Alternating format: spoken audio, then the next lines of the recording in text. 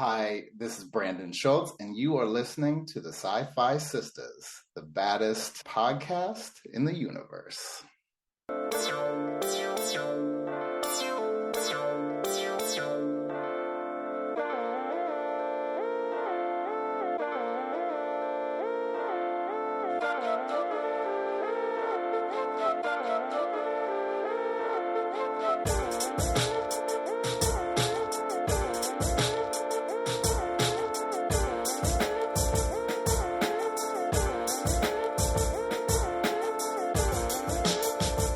Hey, everybody. Welcome to the SyFy Sistas podcast, where we give you our point of view.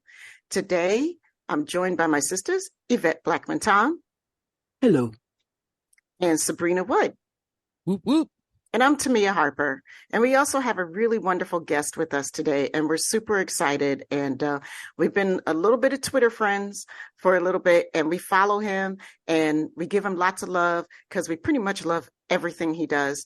And I'm going to let Sabrina do the honors today with introducing our guest.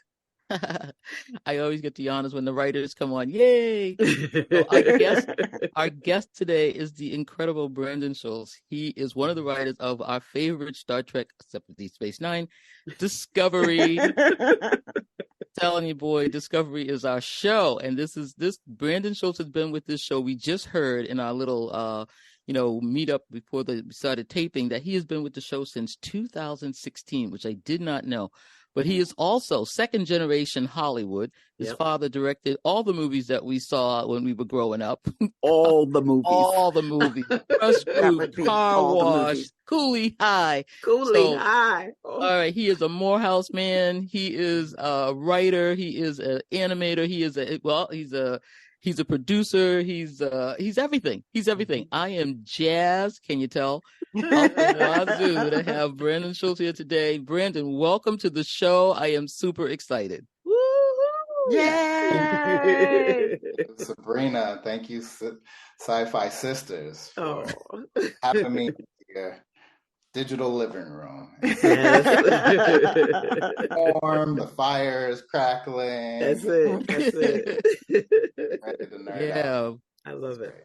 We just want to get into everything about this in you. As I said, you are one of the writers on Discovery. And what I really want to get into first and foremost, is just how you got into entertainment. I said that you were second generation Hollywood, and your father, Michael Schultz, is the director. And I understand you were actually in Crush Groove. Oh yeah, you got a credit. True, but Cooley High. Cooley High. Oh, you're in Cooley High. Yeah.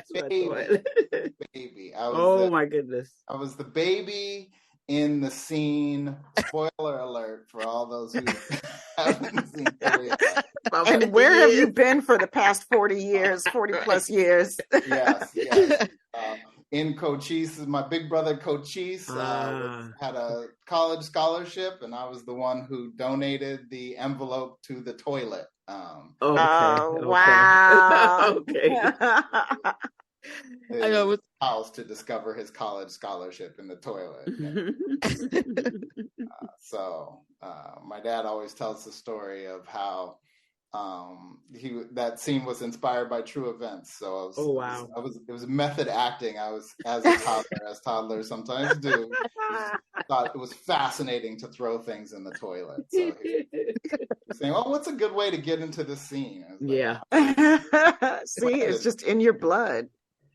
Yeah. So I am fascinated with writers. I'm a screenwriter myself. I went to New York Film Academy, and I was just fascinated about your start, number one, with the credit from Cooley High.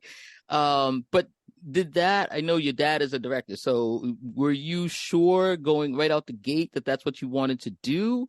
And yeah. Well, no, it was interesting actually. I was my next role was in a movie called The Last Dragon. Yeah. Get out. Another one. I had the life-changing role of being the kid in movie theater, so I got to tell off show enough, right? So I was excited about it. I thought it was going to be great. And after being held up, by my members only jacket, members only, who was 6'7", show enough, for 12 takes. By take 13, my armpits were raw. The blood had cracked, and I was like, this acting stuff, I'm not sure this is for me. I was cured of wanting to be an actor, I always have a great respect for what actors do, and and to this day, like I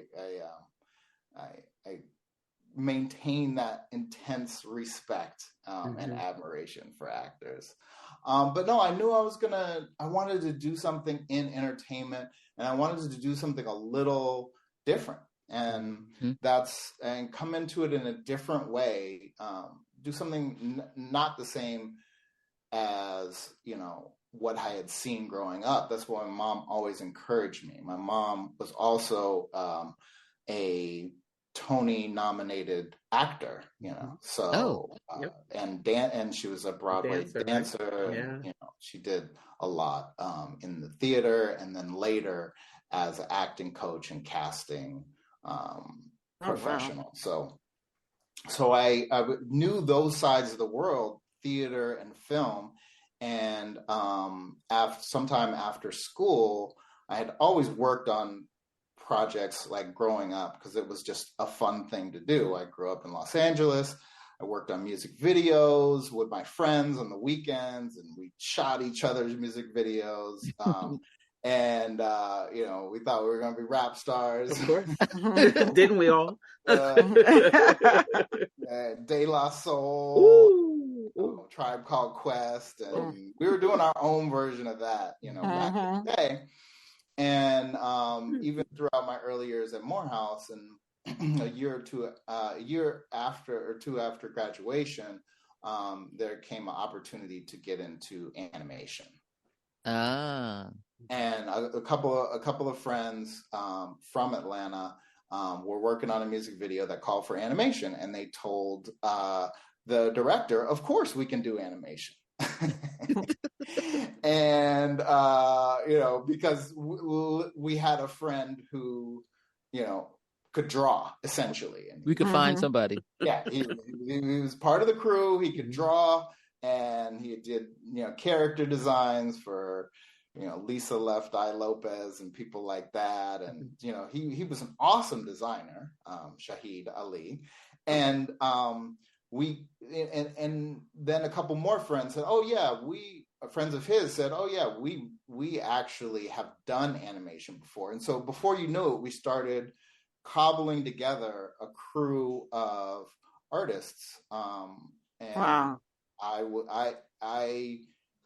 kind of was thrust into that world. And so I was the one who had production experience and, knew how to, do things, edit, deal with clients, and sometimes de facto, I would end up writing. So that was my kind of circuitous way into writing, was by working with a bunch of visual artists who were supremely talented at that. And then by necessity, helping to write and produce. So that was our kind of, or my, animation school of hard knocks. Wow. And out of that, we get Street Legends, Inc.? Yeah. We said Mark and Mike Davis were two of our partners. They're twin brothers who are amazing illustrators and creators, and we were doing this work for hire. So we were doing TV show opens for UPN shows. We're doing a series of animated ad spots for Adidas. We were doing client work, anything that was global youth culture that kind of fell under our purview. And we had a few ad agency people come to us and say, "You're the only people like this," so it was kind of a great, trial by fire.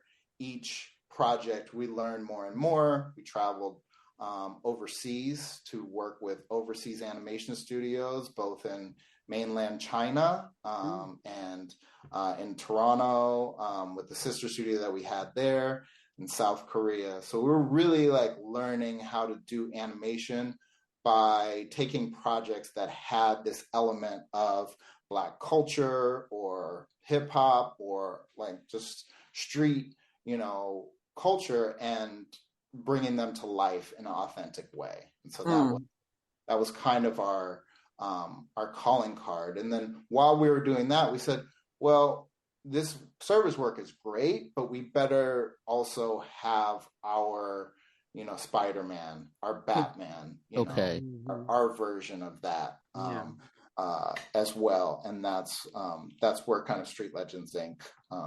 Was birthed with our first comic book project called Blokhedz. Nice. All right. Yeah. It's so fascinating. I was reading about it, and I just love the way it was all sort of it wasn't serendipitous, but it was just one thing led to another and another, and it's just like, and now this is just gone crazy. I mean, this whole comic book world is now driving everything in Hollywood now. Right. Yeah. We were at the Comic-Cons in the early 2000s. So it was like, it was the days before, it had been huge, right? In culture, but we saw it happen in front of our eyes every year, it getting bigger and bigger. But it was great. And we actually did individual issues, and so we would, and if you know anything about comic book production, when you're doing it independently, it's extremely labor intensive. Sometimes it would take us a while to come with a new issue, but when we would have a new issue come at San Diego Comic-Con, these people would, descend on our table, and a lot of times it would surprise us, It was kids, who grew up wanting to see themselves, but sometimes it was like librarians, It was right. You would not imagine. It was middle-aged white women, it was everything. It was a great experience of having a one-to-one conversation with an audience. And so I think that was something that definitely, kind of stays, Mark and Mike are still close friends. And actually, Mark is doing an amazing show right now. He's a supervisor director on a project called Young Love. Yes. Yay. Oh my gosh. Wow. So that he has an amazing show. And so we keep in touch, and, and we got some things, in the planning stages, but and Mike is a Harvard in the hip hop archive. He's a fellow in the hip hop archive. He has his master's from Harvard in creative writing. So it's kind of great that like this kind of creative incubator, that we started in the early 2000s, it's like continues to grow and spiral outwards. And we started by just, taking something that we're passionate about, which was hip hop, and the supernatural, and, putting that into a story, that could be, told in comic form. Well, it's so, it's so amazing for us. It's so valuable what you all did, because, again, like we talk about it all the time on this show, here we are, these kids who just love anything weird, right? Science fiction, fantasy, horror, anything weird. Like we're all about it. And, we've got different generations of sisters in the show. And, you can see the progression, like from Sabrina's generation to our generation to our millennial friends and Yvette's daughters, all of us were really constantly looking for ourselves. You know, I mean, I grew up reading science fiction and fantasy from a really young age. Like, as soon as I learned how to read, like I used to have problems reading, and then like in first grade, my parents got me a tutor, and after that, forget about it. Right. Like I constantly had a book in my hand, and I was reading far above my grade level all the time. And all those times, I mean, I started, with like The Lion, the Witch, and the Wardrobe, and other wonderful classics, for kids. And then I started looking for me, and like it was just so amazing to me that I was almost a full blown adult. I think I was like 19 years old or something before I first saw myself on the cover of one of these books that I had been reading my whole life, and that was because it was an Octavia Butler book.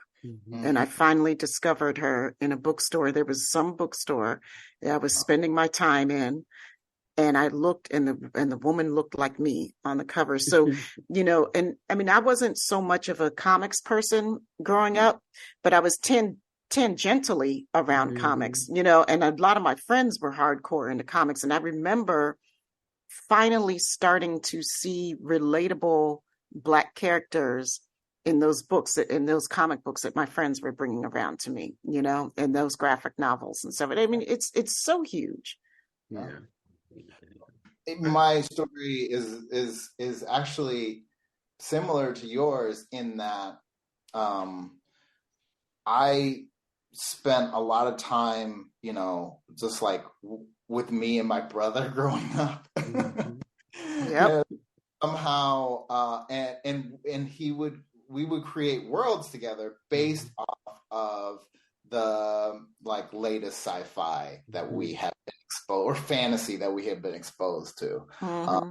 One of the big ones was Dungeons and Dragons, which we just happened on the book. And so for a lot of people, Dungeons and Dragons is about this like kind of larger community where you're able to play with a bunch of friends.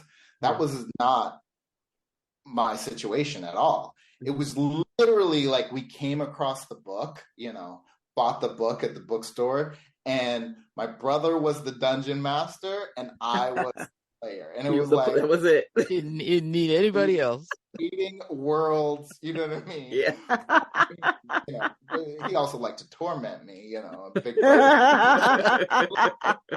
So I'd be fighting, warlocks and orcs and stuff, he casting spells on me. And it was so fascinating. So that's how things came into our world.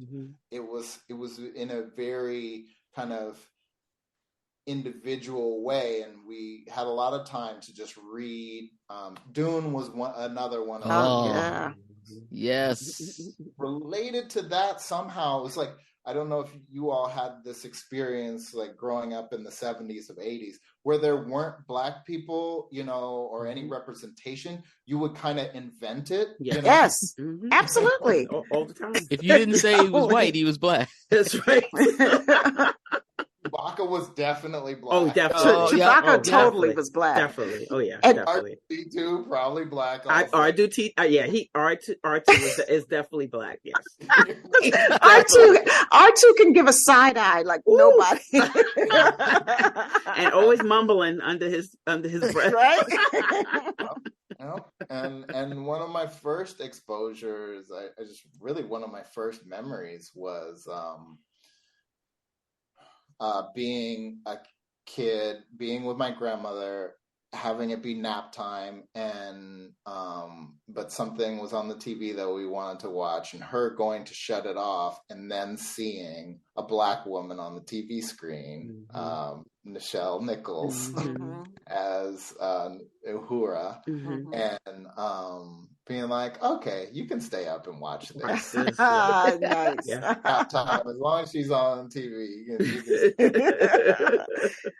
Those earliest memories of my grandmother, you know what I mean, and kind of watching something on TV were of that. So those are kind of my formational, I get that. moments. So tell me how it came about that you got the call to do a short trek, because I hear, here you are doing all this animation, you're doing the comics. How did it jump over to Discovery? Okay, so I was working on as a writer's assistant on Discovery season 1, and and I was always pitching to on stories, where appropriate, what I saw for the characters. And a lot of times as an assistant, a writer's assistant, those pitches can be useful, but probably not in the way that you might envision them. Mm-hmm. And so, but I think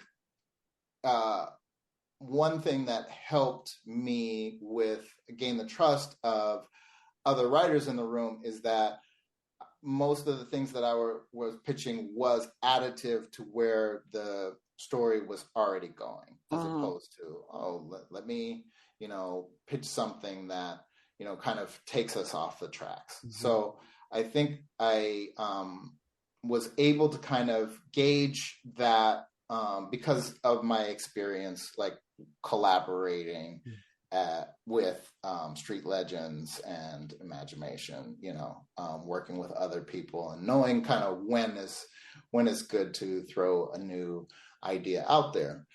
And so season 2 came up, and season 2 was my first season that I got a freelance script. And so I'm going to give you the long version. Please. Good, because we're in for it. We're here. You see us all like... We'll get there.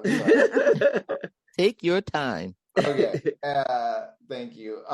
So in season 2, we set up a big mystery, right? But the thing for me in that, great mystery was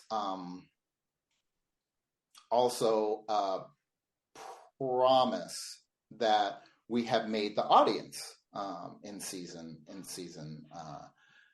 1, which was that Michael Burnham was 10 years old when she was adopted by Sarek and Amanda, right? When she came to live with them. So being the father of a 10-year-old, I said, that's a whole human being. Yep.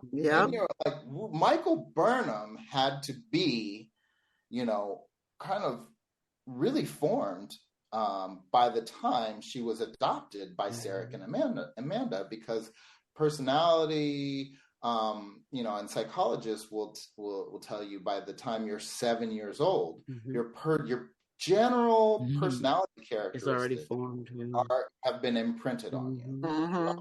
Evolve, right? So, and then just as a parent, this. So, that in season 2, that's where my pitches became directed, right? Is that we have to know that Sarek and Amanda are inheriting this fully formed human being, 10 years old, although she had to adapt to being Vulcan. So essentially but we had this great mystery, right, to uncover. And so, most of the focus and energy was in that direction. So I took it upon myself to go write my pitches down, and I did what a lot of screenwriting advice, or industry advice will tell you not to do, which is to write a spec script of your own show. I said, I have to get this out of my head, because if I don't, it's just I won't be able to live with myself. Right, you won't be able to write anything else until you get it out of your head. And as I got into it,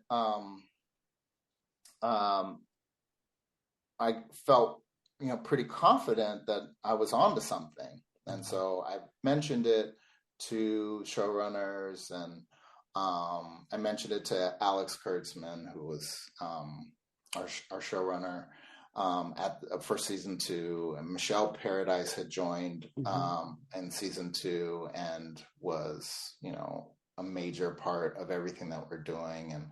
And I pitched the story, and I said, that's interesting. And I said, actually, I've written 40 pages, of it, and,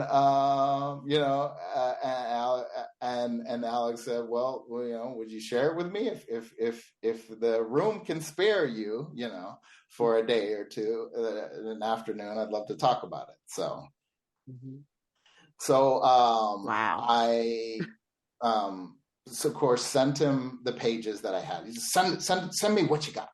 And I sent him the pages that I have, and I go for the meeting, and I walk in the room, and he has my pages out. And so he's just reading it as I walk into the room. And so I sit down, and I've worked with Alex before. We go back, but this was a new level of intimacy. Yeah. Reading, the script in front of me. This conversation can go one of two ways. This will either be a good conversation or a tough conversation. Right. So he finishes reading, and he puts the script down, and then he is quiet. And not for a minute, probably a good 4 minutes. Oh my God. Oh my goodness. I'm just there. Just there. Marinate. I'm just hanging out.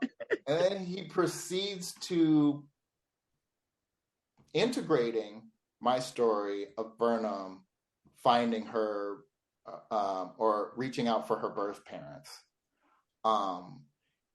Integrating that, he proceeds to pitch me out his vision for the back half of season 2. And it's all the things that end up becoming Section 31 and, Burnham's birth mom and all those things all integrated. And he said,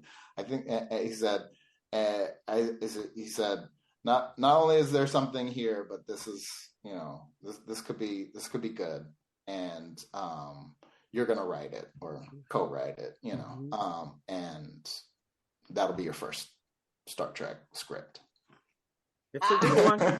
It's a good one. And so that was a pretty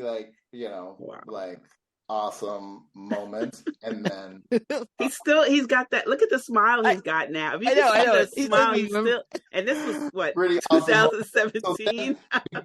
Right. And so naturally, as I promised, I'm going to bring it back to the short track of it all, and that ended up becoming episode 211, Perpetual Infinity, which we loved, where Burnham meets her Dr. Gabrielle Burnham, her birth mother, Mama Burnham, and we all screamed on that episode, and we saw your name on this episode. We're like, "Who's this Brandon Schultz guy? Is that a brother? Hold up." To Alan McElroy, my co-writer, right, who is and a genius, and walked me through, and one of my my big brother. At this point, he has to claim me. Hi, Alan. Master class in in writing, continued to be taught, and so because I had that kind of background of working in animation and also writing for Michael Burnham, and her family, and her birth family, her Earth family. Who were those? I think that's why Alex, Jenny, and Akiva came to me for the short tracks, which ended up becoming Girl Who Made the Stars. Yeah. It's my favorite one. It's favorite. My favorite. It was my favorite by far. Awesome. I have to share something with you, Brandon. So my daughter is into Star Trek now, and she came in through Picard, but I told her, you need to watch Discoveries. I think you'll enjoy it. So she watched the first season. And I said, then I want you to watch The Girl Who Made the Stars. And she watched that and just bawled. You know, I mean, just as she's watching it, she's in awe of it. And I'm watching her and she goes, nobody does this for us. Mm-hmm. Nobody ever does this for us. And I totally got everything she was saying. And I never forget that. Every time I watch that that short trek, I always think of that. So I want to let you know that how it affected little girls, big girls, men. You know, it's a powerful piece. Yeah.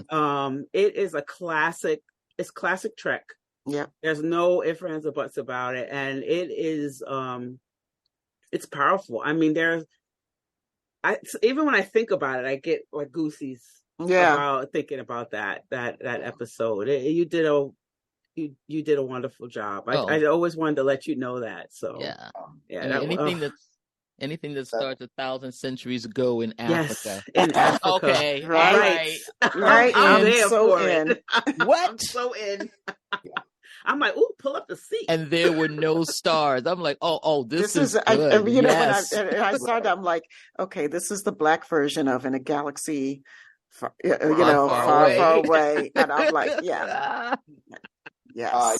Huge props to Olatunde on Consummate. You know, there was just a lot of love in that. You could tell. Yeah. You could tell. Alex Kurtzman.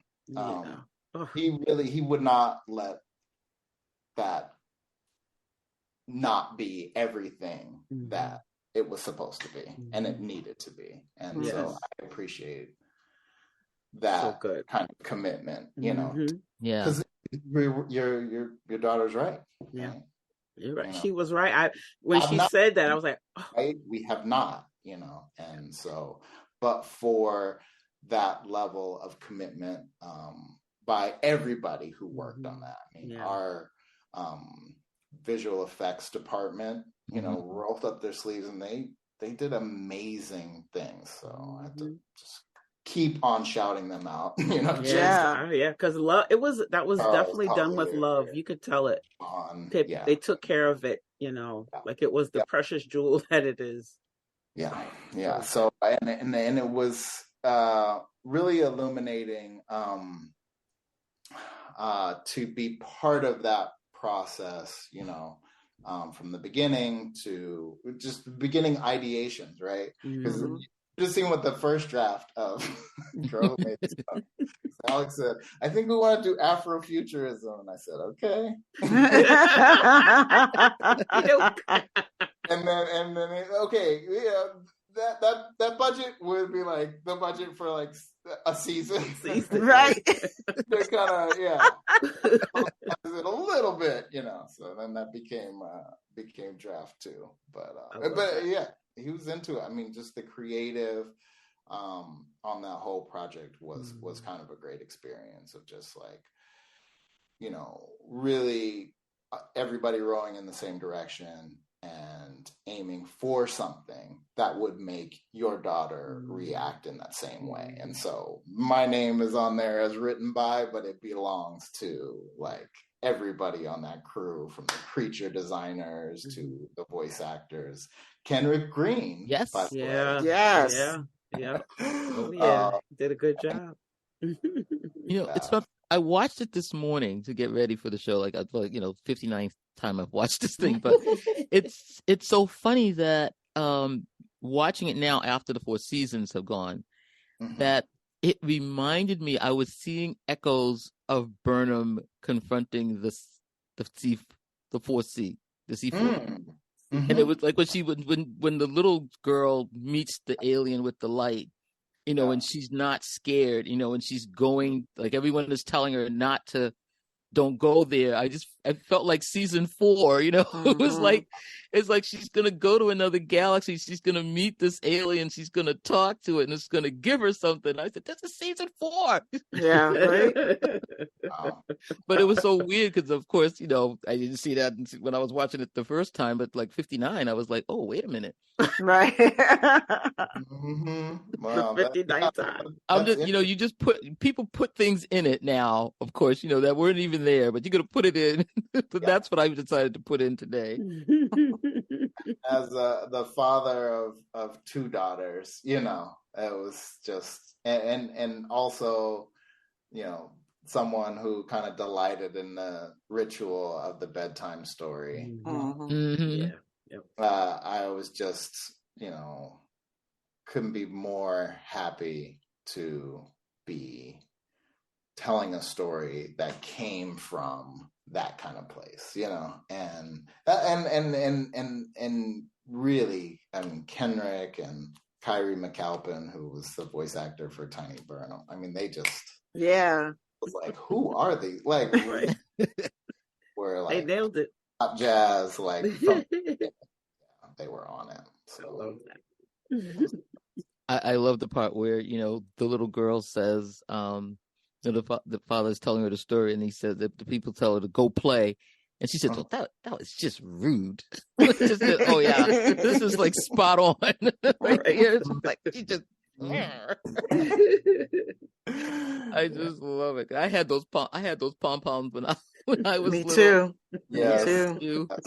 Yes, actually, yeah. I mean that was the fun. We recorded like our own scratch tracks for it because the short track were happening simultaneously to main production. Yeah, it really did feel a little bit more like, you know, a scrappy independent project that could, right? You know, so we were recording our own scratch tracks. My dad would play the elder. No, really? Tiny Burnham, like just to kind of lay things down and try to get a sense of timing. I'm going to be calling her Tiny Burnham for the rest of my life. It has to be Tiny, not Little Burnham. Tiny Burnham. Tiny Burnham. Tiny Burnham. It's got to be just an Afro puff, you know. I love that. Tiny Burnham. As I was going, I was just blown away by like the way our design team just nailed it.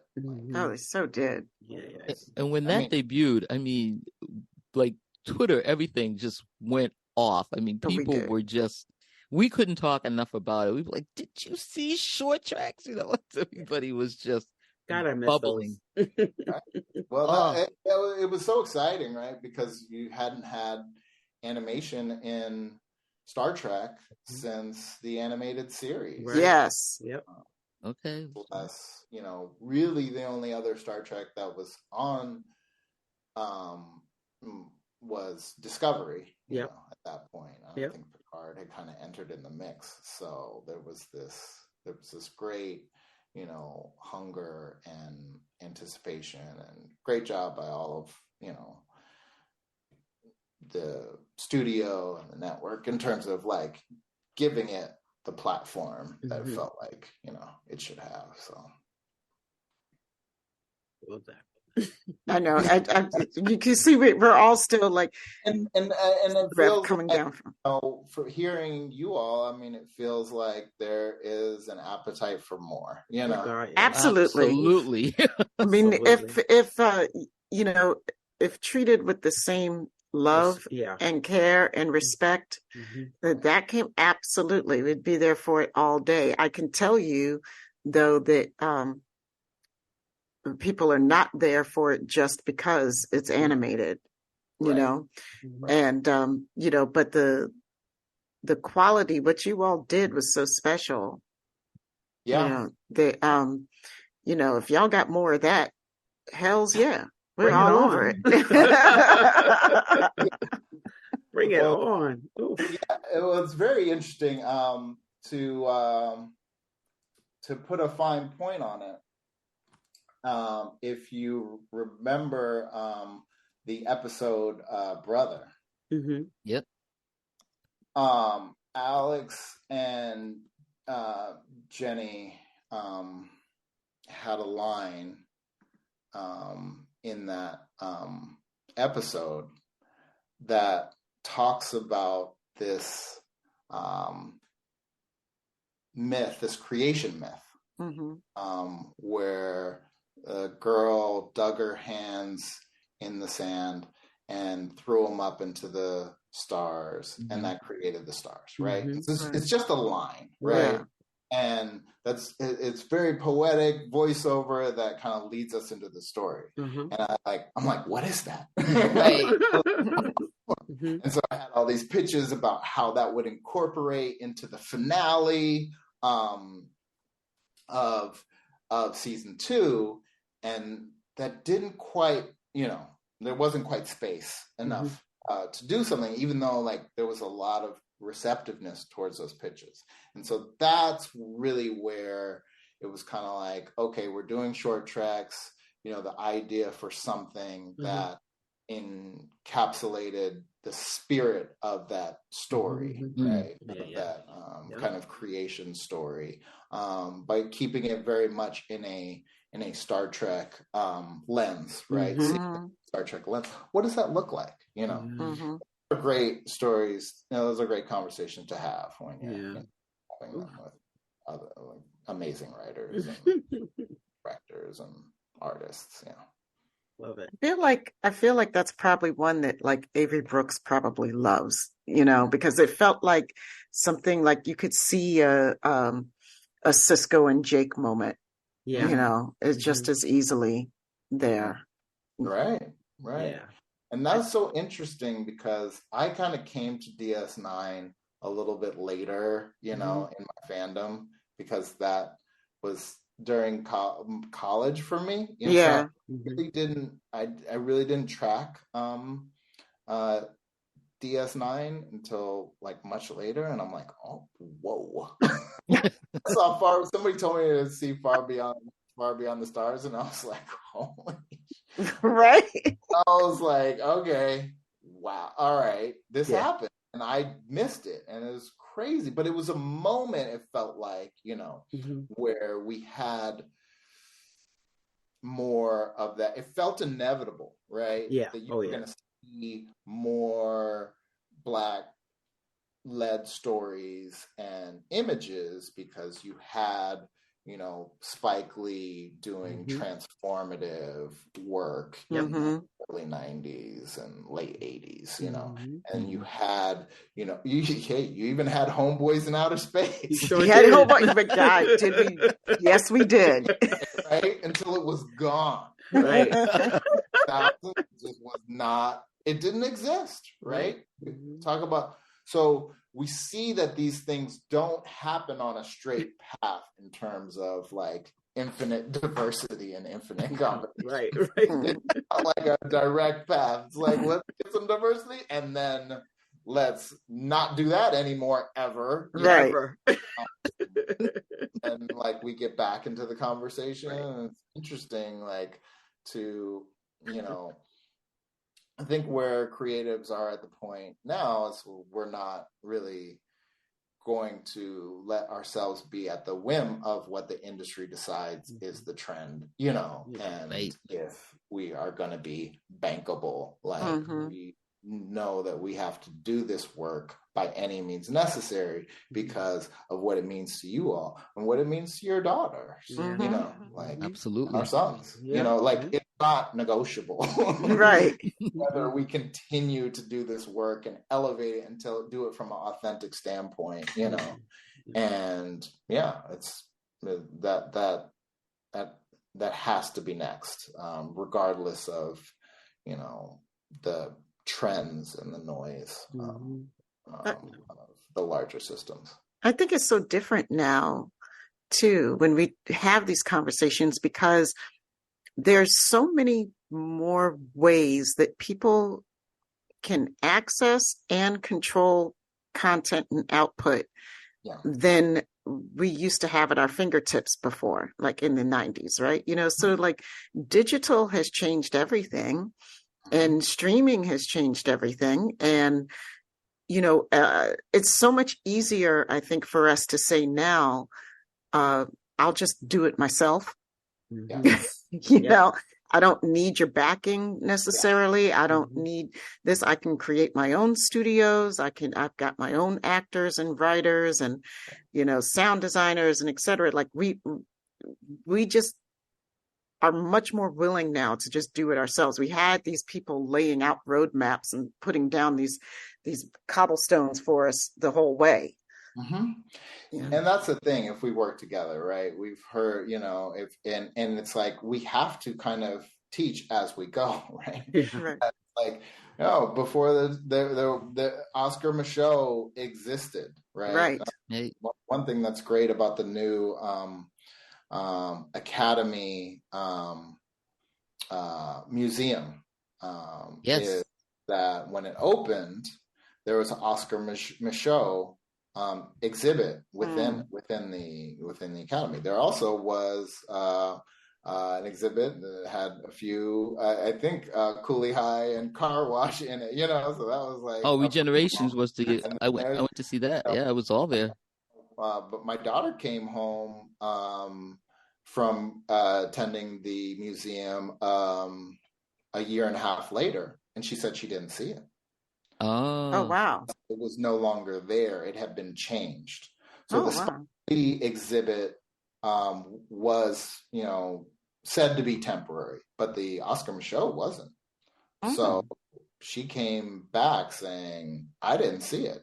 It definitely is a thing that the more we kind of are in community, like with shows like the platform that you all have, I mean, the more important it is to actually support those people that are bootstrapping, as well as the great franchises that are done by our studio friends, which we're all going to love, you know what I Right. mean? And we're Right. going to enjoy too. Like, it has to be a healthy balance, you know what I mean? And a healthy ecosystem so that we can do both. But we know that we have the, capacity to be not only creators, but also the builders of our own kind of story, legacies and architectures. And so that's, if anything, that's the education that I've received, that I want to kind of continue that work. And so a lot of things have brought me full circle back to writing for comics and writing for my own projects that Mhm. are Speaking self-funded. Yeah. Speaking of going full circle, I just wanted to ask you, how did you enjoy going back to Morehouse for the panel celebrating the 10th anniversary of your cinema, TV, and emerging media school? That's your track that you majored in, right? You're on the panel now with Mr. Love of who they cloned Tyrone. I was like, I just saw that movie. So I how love was that it? movie. So good. Yes, that was amazing. I was with Dr. Stephanie, who brought us to Morehouse for the 10th anniversary, right, of their program, Cinema, Television, Emerging Media, which did not exist when I was at Morehouse. Okay. To have, but was not yet in place. And so it's a program that they brought about 10 years ago. And so now the program is graduating students out into the world who are coming with portfolios, with a vision for who they want to be as storytellers. And so the Morehouse legacy that includes, people like Sam Jackson and Spike Lee, but now Stephen Love, and others, is just John David Washington. I think, take a quantum leap in terms of our kind of reach in the industry. And so it's been Ben Corey Jones. I'm just thinking of people off the top of my head, right? Much less more students that Brian, Tyree, incredible things. Henry, he went there too. That was going back. We went. They were kind enough to bring us back in August, and I got to be on a panel with Pat Charles, who is a writer for shows like Sons of Anarchy, and what else has Pat written for? Black Lightning, Oh, okay, yeah. That was my show.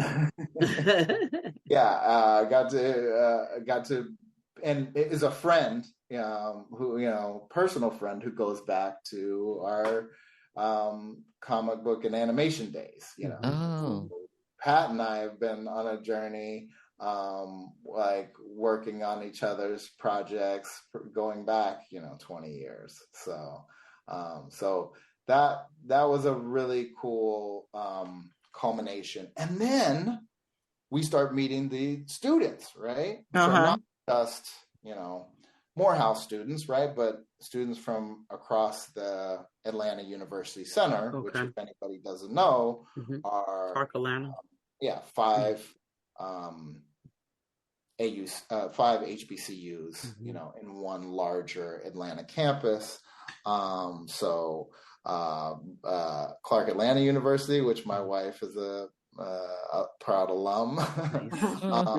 Spelman students, Morris Brown, ITC, and then Morehouse. So we were there. The students were incredible because they were so ready to have these conversations. There was, and I met a young woman who came up to me, and within like 30 seconds of starting our conversation, is like, how do I get an animation? Like, okay, all right. Do you have a pencil? Step one.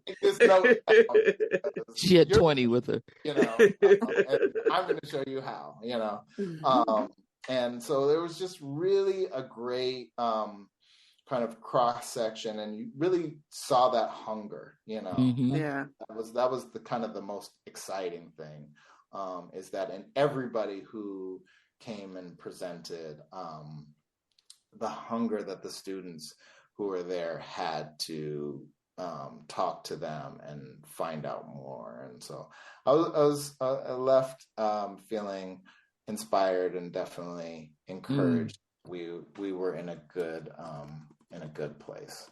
Going back to the well. Yeah. No, and so I hope to kind of, go back to become more of, part of the program, and Dr. Stephanie Dunn, and, really do whatever we can to kind of create a virtuous circle, right? And it's so necessary, because you can, in this industry, it doesn't matter how you're connected, it can be a very lonely place. Yeah. No. Yeah. It can be extremely lonely, because you have to do things that are abnormal, in order to, create a life that feels, rewarding. And there's very few people outside of the industry, can understand your set of circumstances, and even less can understand what it is to be from, the background that you come from, to come from yeah. You know what I mean? To have this need to tell these cultural stories, what I mean? Whether or not like that is the trend or not. Right. Ooh. Balance that with also like making a career and making a life that, pays you, what you need to survive and thrive and raise a family. And, so all those conversations, all those things are things that we can do a better job of supporting one another with, and so that's what I really, that's what I left most excited about was that fact. That's why I really wanted you to talk a little bit about that program, because, people wanting that, like you said, those kids are so hungry for it. And I think a lot of people don't realize that there are other schools that offer these great programs besides, USC and Tisch or whatever, even New York Film Academy, whatever film schools of, there's these other schools. We have Howard here in DC that's doing some wonderful things. And, I definitely wanted to make sure we mentioned this program at Morehouse and have a little promotion for it, because I was amazed when I looked at the panel program. I was like, oh, wow, this is the shit here. I would have died to go. I was looking at it like, I wish I could have been at this panel. I know we'll hopefully we'll do it again, because also Kevin Hooks is the visiting professor. Oh man, yeah. So if you don't know Kevin Hooks, he was the director, Passenger 57. Before that, he was an actor, son of actor Robert Hooks. And Kevin was on The White Shadow, which was early. I had such a crush on him. Of Must See TV. So yes, it was. And these kids are getting somebody like that on a daily basis. Wow, that's pretty cool. In Atlanta, he's made this his life, right? And so it was great to be able to connect with him. Again, Pat Charles, who is not a Morehouse alum. He's not a Morehouse alum either, but he's a visiting professor there. And obviously hugely accomplished writer. You know what I mean? He is, part of the faculty. So it's like, we're really putting together best and brightest. Wow. And I know plenty of film schools that, have, prominent names and reputations that do not have that level, right? Right. Of leadership and of instruction, and I'm excited for and you're right there in Atlanta, which is like the number 3 production capital, Hollywood, New York, Atlanta. There you are. And yes. I'm excited. It's exciting. And and even the facilities, that was surprising. It was new. It was all new to me. So yeah, huge. Seif Mann, right? He's an alum now. Wow. Directed episodes of The Wire. Yeah. And all your other favorite TV shows. I'm telling you, this was no joke. I was looking at this panel and who was there and who's coming out of this thing and what this program is. I'm like, wait. I didn't know Morehouse had all this. I want to make a side note real quick. Robert Hooks was in Star Trek. Was he in? Yes, Admiral. Right? He was Admiral Marrow or something like that, right? Yeah. Robert Hooks. Robert. Yeah. He was going to decommission the Enterprise, but I love him. Great. I loved him anyway. Okay.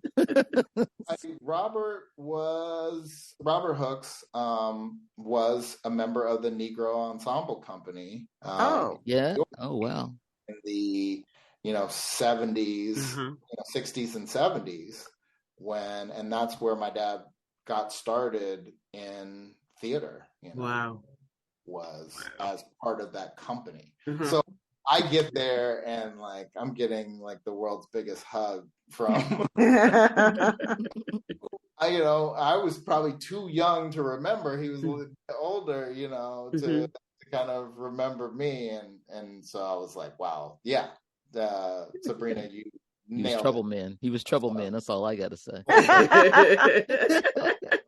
The original white suit. The original one. I love that movie. There's a deep well of talent, and that's awesome. I think Atlanta, is really an interesting place, and so I proudly call it my second second home, because you know, it really is Chocolate City. That's what we're, as well. Yeah, it definitely took that from DC. DC is no longer Chocolate City. I mean, I grew up here my whole life being so proud to be from Chocolate City. And we are not Chocolate City anymore. I can tell you that much. Tell you that much. It comes at you fast. Oh, right? boy. Yeah. Look out your window. Who's that walking that dog? But I still talk to people like who move here, you know, Black folks who move here from other places and who are still just so amazed because, and I take it for granted how wonderful it is that I've grown up around Black folks doing all sorts of stuff on a daily basis, right? Black professionals, Black folks of all sorts of walks of life, but seeing us fully engaged in our citizenry and, you know, living our lives in a very free way. And I take it for granted until I talk to somebody else who is not from a place that is so right, you know, that has so many Black folks, and, you know, they're the one of the few, or like never saw Black professionals until they moved here, you know, never saw any Black people outside of like maybe a teacher, right? But never didn't know Black doctors or Black lawyers or, you know, Black architects, you know, certainly not any Black politicians, you know, I mean, and this is just normal life for me, you know, so I forget that, you know, I really, even though we're not Chocolate City anymore, I'm still very blessed to live in this environment and to have been raised in such a way. Right. Know? Yeah, no. And it's something that you can't, it's something it's hard to kind of quantify that, right? To see yourself in the majority, you know. Or just even in numbers, right? It's just, I had this experience a few times in my life, you know. One time was when I first visited the Atlanta University Center, and I was sure I was not going to Morehouse, right? On the table, you know what? Because it was all male school, right? Yeah. Thank you, but no thank you. You know, but okay, I will go visit, right? Because my aunt, bless her, is just always been the one in our family who brought, you know, our culture, revolutionary thinking, Black Trivial Pursuit, and she's like, "You gotta go." Love it. And my cousin had gone the year before me, and I was like, okay, well, there might be something to it, but I'm definitely not going here. It's either like Hampton or Howard. Like, okay. I was HBCU. It was definitely happening. I needed, you know, a different experience because I had grown up in a very progressive, you know, small high school, you know, which was great and nurturing and all that, but it was like, I knew it was not real life, you know? Right. Definitely was not real life. No, this does not check out. Yeah. That's the headliner. Yeah. Right. So I knew I had, and I wanted to get out of LA as well. But so it was Howard or Hampton, but I'll go and visit. Then, you know, so my cousin takes me to, it's a Friday, just on a random spring day, nothing special. And he's like, "Yeah, come with me. We're going to go to the yard." Yard? What's that? Yard, you know.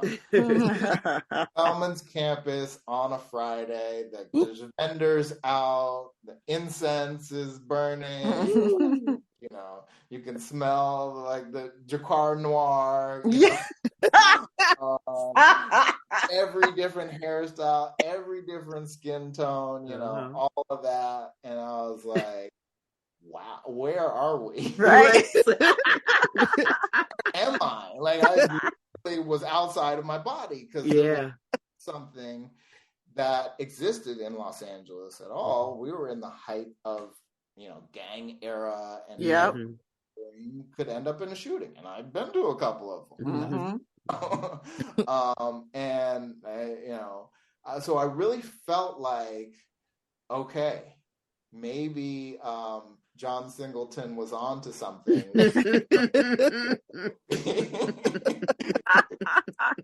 Out of LA and go to our house. I was like, okay, maybe he's on to something. That's very interesting. And I never got a chance to ask him why that was so important to him, because John Singleton, as we know, went to USC. Yeah. So even to people who didn't go there, it meant something, and I got that in that moment. And so it didn't take long it didn't even take the whole weekend for me to decide that this is where I wanted to be. He's like, Saturday morning, I'm coming here. This is it. You can count them on one finger, because I was like, I'm early and I'm getting out. And by the way, circling back to your first question, after reading my college essay, that's when my mom goes to me and she says, you're a writer, right? Mm-hmm. And I said, no, I'm not. I'm like Tamia, I struggle with, writing, and, it's hard, and I do it when I have to, to get into a college that I really go to. I did it when, I had to get an A on the last, chemistry paper in order to pass the class, So, that's when, and those words kind of stayed with me. And she was definitely, she said it more, she had said it to me before. She'd said it more than once. And it took so long. I'm a slow learner. But eventually sometimes it does click, to the point where I'm like, I can't deny this. This is the most fun, thing, that occupation. This is the most fun journey, that I could be on, because it's something that I can do, and work on from the heart each day, so it kind of makes everything, having that privilege, not just to, be associated with, a great project or, have a great job, but just to push yourself in order to tell the best stories that you possibly can is an incredible gift, and also an incredible responsibility. Not only to yourself, but to all the people who stand to be touched, by what you're doing and by what you're producing. So, Ow. Yeah. All right, I'll finish the screenplay.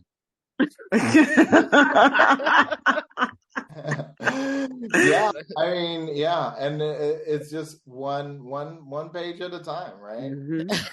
Exactly. We're done. Over and over again. Over and over again. Really briefly, I wanted to, because I know we've got you, and we're taking up a lot of your time, and I really appreciate you. I just realized what time it is. How long we've been talking. It's just been a lot of fun. And also, you guys represent my wildest dreams.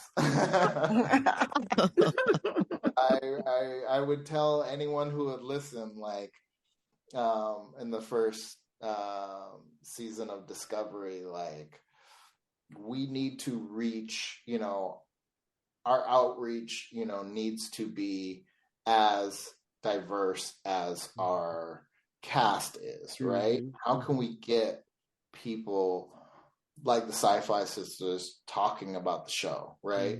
And then even broader than that, aside from anything that's Star Trek related, right? How do we nourish, right, an ecosystem that celebrates and upholds, content that we want to see, right? And how do we make this a conversation that really platforms, the great stuff that we're doing? I feel really honored to be here and just excited for like all the other times. You guys, all the other times I'm planning to come back on SyFy Sistas. Yeah, that's what I'm talking about. Yeah, he already got his schedule up to connect you with, who I think will continue to elevate the conversation as we go. And so that's why I love that it's not limited. You're not limiting yourselves to any single fandom, right.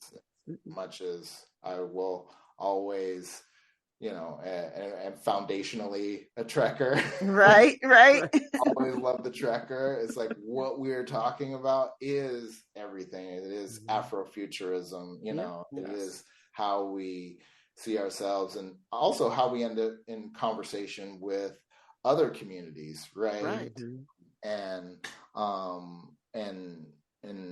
kind of, forge, walk in fresh snow, as it were. And so for all those reasons, like, bring me up anytime.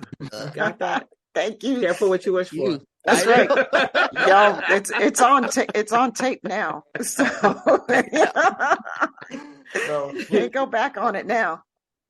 There are and hopefully the door's open to where I can do the same. I have some exciting things on the horizon that I kind of hope to be able to share with. Yeah. Yeah, that'd be great. We're really looking forward to what's coming, but we thank you for everything that you've brought thus far. But we really can't wait to see what else is coming down the pipe. Amazing. Yeah. And I just really kind of feeling a tremendous gratitude for this the existence of a show like yours. Keep going, keep getting bigger and better. I hope that you guys talk to like people who are in our other unions, right? Not just WGA and SAG people, but like costumers. I don't know if you guys have been in touch with Gersha Phillips. Not yet, but if you got a number, nudge, nudge, wink, wink. She's on our wish list. She was our costumer for season 1 and 2. Yes. Erin Lee. She is the best. She is the best. Amazing. In preparation for this, conversation, I did peek back at season 2 episode that I co-wrote that we talked about earlier with Alan McElroy, Perpetual Infinity. And I was just struck by like the costumes, right? The set design, what Doctari Alpha, looked like, which is the research station where Dr. Gabrielle Burnham and Mike Burnham were stationed. And some of these, all of the different storytellers, right, throughout our crew, do things with such thoughtfulness, right? And such intention behind them to like carry forward our words. And so you will not be disappointed bringing on, awesome. people from the VFX side and We're down for that. We we've talked about that a lot. A lot. Yeah. So you're absolutely reading our minds because of exactly what you said, because there's a lot of us that, people focus on the talent on the screen, like the actors, but then there's all this other talent surrounding to bring all these stories to life, and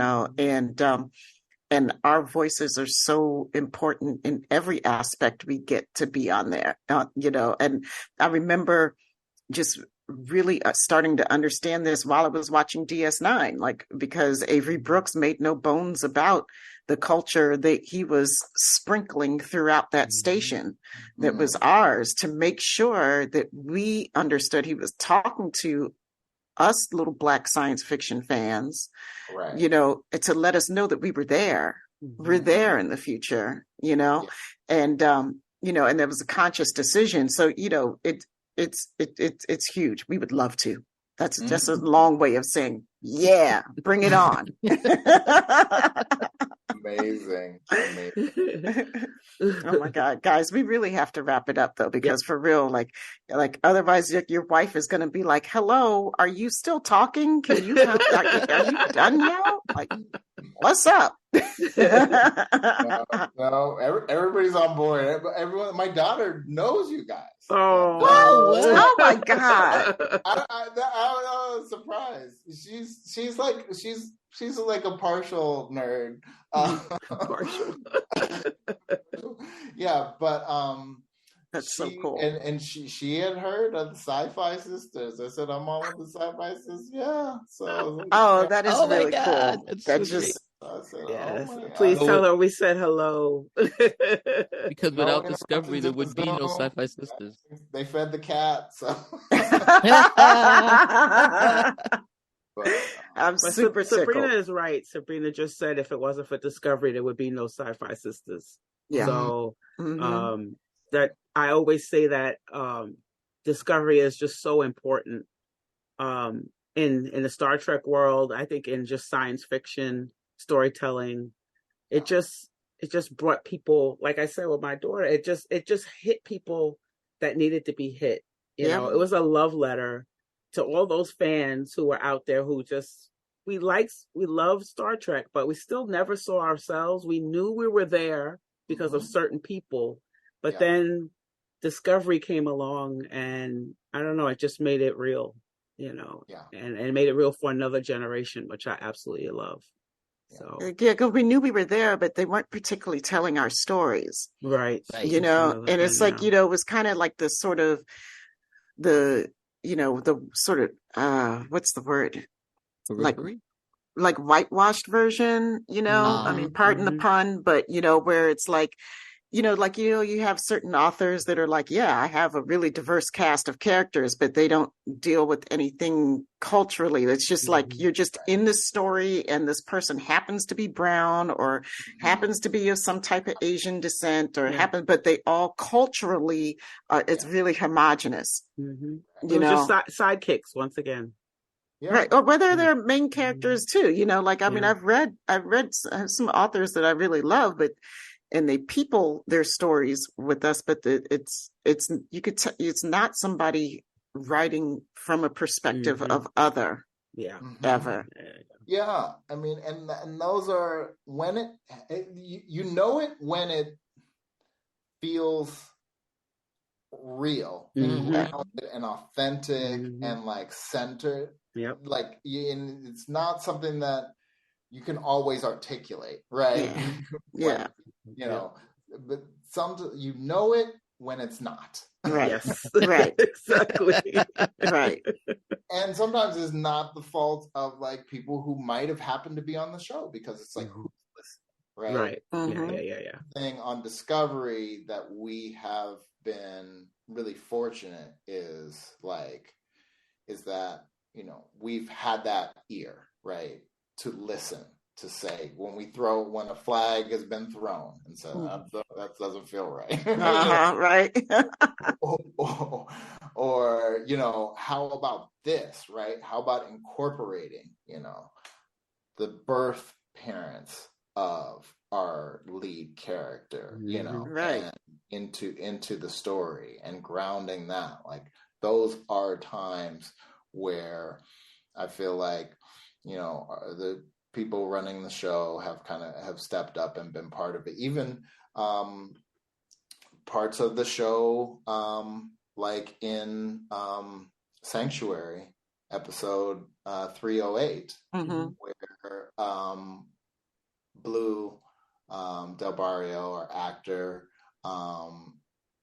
their character comes out as non-binary, right? You know? Just in the simplest terms, yep, you know, saying they. I've always felt like a they, and that was a result of conversation, you know, and listening. A lot of more listening than imposing, right? And yeah. So, yeah, being a small part of that team was really meaningful, you know, and the fact that things landed with you all, yeah, right, and your daughters, like, that's incredible, because I was like, we have to touch, you know, we have to reach fresh ground. Well, of course we're gonna, you know, have all the Klingons, and we're gonna have Spock, and we're gonna introduce a Pike, and, you know, we want to reach, you know, if we reach these new audiences in a way that they feel seen, you know, that's what Star Trek has always done. right, exactly. And we're in that legacy, and that's like my grandmother pausing before she, you know, turns off the TV at nap time and saying, okay, you can watch this. Exactly. Exactly. That's a direct line. I love it every day, you know. So to be part of that has been one of the great privileges of my life. So cool. It's been a super privilege for us to spend this much time with you and to talk to you and get to know you. And I mean, we're just so delighted. We love you, and you can't get rid of us. So don't even try. Yes, that's great. Oh man. Yeah. Please don't hesitate to reach out. I was honored that you guys reached out, you know, just recently, and I look forward to doing it again. Okay. Yeah. Part 2, we got a lot more to talk about. Oh, we sure do, because we only touched the tip of the iceberg this time. Like, we haven't even talked about like upcoming stuff that you can talk about. Yes. Do you have anything that you want to pitch real quick before we go that you can talk about? Yeah, follow me on the Instagram. Trying to get better at that. It's B Schultz writing, you know, and I think that's where we'll do our announcement funnel, you know. Okay. And things of that nature. But yeah, maybe a little premature right now, but okay, we're really excited for a few projects that I'm up to. Oh, and also I'm developing a project that is an animated project that would be like right down the alley of what we've talked about. Sweet. Sweet. That's another thing. So anyway. Y'all hear that? Still cooking in the kitchen. Awesome. I love that. Ready to serve it soon. Yvette, you want to let people know where they can reach us if they have thoughts on anything that we discussed today, or just want to say hi to Brandon via us? You can find us at SyFysistas.com. That's SyFysistas.com. Join us on the mothership. That's MUTHASHIP. And the SyFy Sistas Book Club, both on Facebook. On Instagram, TikTok, and Threads, SyFy.sistas. We are also on that platform formerly known as Twitter at SyFy Sistas. Become a patron of SyFy Sistas today at patreon.com SyFy Sistas. The Trek Geeks Network's presenting sponsor is Fansets. Go to fansets.com for pins and memorabilia from all your favorite franchises. Visit fansets.com and use Trek Geeks, all caps, for your exclusive 10% discount. After listening to this podcast, please rate us and write a review. We may just read it on an upcoming episode. And of course, it would be remiss if we did not shout out the baddest engineer in any and all universes. That's Dose, the anonymous one. Dose.